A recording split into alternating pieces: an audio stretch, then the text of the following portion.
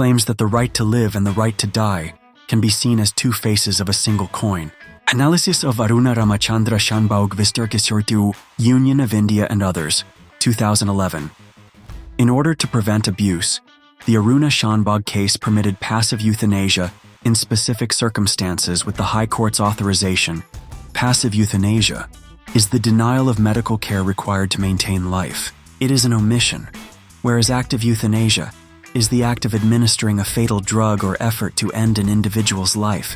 However, the perception in Aruna Shanbhag's case that Jian Kaur's judgment approved the Airedale judgment is inaccurate. The excerpt from the Airedale judgment that was highlighted in the Jian Kaur case is actually about the need for laws that would permit active euthanasia, not the other way around. Aruna Shanbhag's decision received criticism from Justice Chandrachud as well about the issue of decision-making authority concerning the continuation of medical treatment of the individual. By considering the opinions of Aruna Shanbhag's caregivers, medical staff, and legal experts, the court rejected her right to individual autonomy and self-determination in death. Aruna Shanbhag's interpretation of Jian Kaur's verdict on euthanasia is similarly inconsistent. On the one hand, Aruna Shanbhag claims that no final opinion was conveyed in Jian Kaur. On the other hand, Jian Kaur's lack of a definite opinion on the subject was thus interpreted as sanctioning it. According to Justice Chandrachud, both paths of reasoning cannot coexist. Additionally, Justice Chandrachud is devastated by the court's comparison of Aruna Shanbhag's case to the proceedings of Nazi war offenders, the distinction between different types of euthanasia made by Justice D.Y. Chandrachud.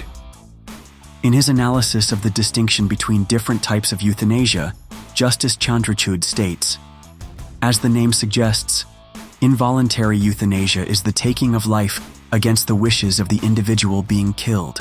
It is against the law and is nothing less than murder. Non-voluntary euthanasia is the act of ending an individual's life without permission or disagreement from the person being murdered.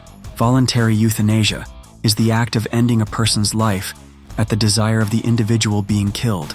Active euthanasia is the act of actively accelerating death. Passive euthanasia does nothing to preserve life.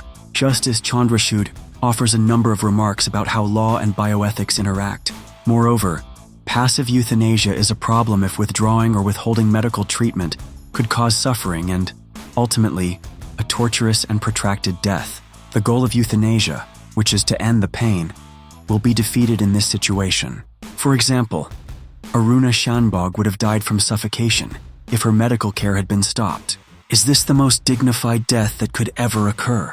To relieve one's pain, passive euthanasia is not a streamlined solution. Additionally, Justice Chandrachud cautions against prioritizing medical professionals' advice while performing a euthanasia procedure. This neglects individual autonomy, as well as the misery of the sufferer. Concurring views on the issue of the quality and sanctity of life. The right to life is safeguarded by the Constitution as a universal human right. Even in times of necessity, this right is sacrosanct. It acknowledges the value of life as its invincible component. Although the principle of sanctity of life forbids the intentional taking of life, this does not imply that life must always be preserved for as long as humanly possible. The idea of quality of life can be used to support the right to die.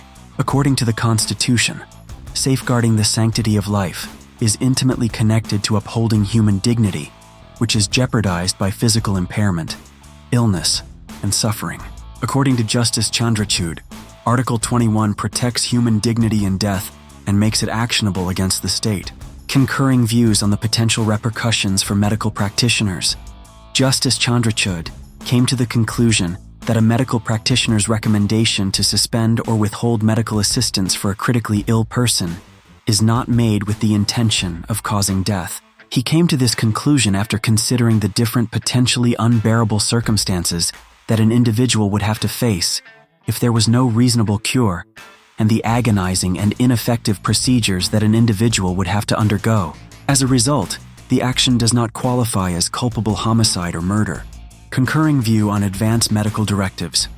Advanced directives come in two different forms: a living will, which expresses a person's opinions and preferences regarding medical care, and a lasting power of attorney for medical care delivery, which designates a third party to make healthcare choices on behalf of the person in the event of his or her incapacitation judgment in the case.